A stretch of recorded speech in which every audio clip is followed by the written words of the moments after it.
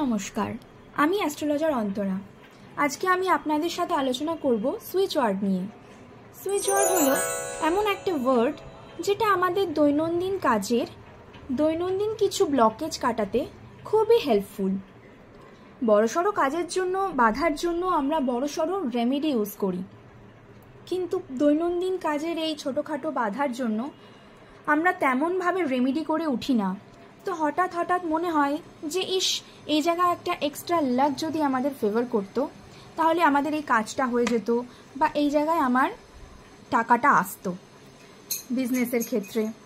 তো এই রকম ক্ষেত্রে কি হয়, আমরা যদি কিছু সুইচ ওয়ার্ড ইউজ করতে পারি তাহলে আমাদের এইসব ব্লকেজগুলো কেটে যায়। আজকে সুইচ ওয়ার্ড মানিকে নিয়ে। যে কোনো জিনিসকে অ্যাট্রাক্ট করার জন্য আমাদের মাইন্ডসেটটা না খুব ইম্পর্টেন্ট, বিশেষ করে মানি। যদি আপনার মধ্যে প্রচুর নেগেটিভ থটস আছে বা ভয় আছে মানিকে নিয়ে, তো সাধারণ ব্যাপার, আপনি নিজে থেকেই আপনার ফিনান্সের জায়গায় নিজেই বাধা তৈরি করে দিচ্ছেন।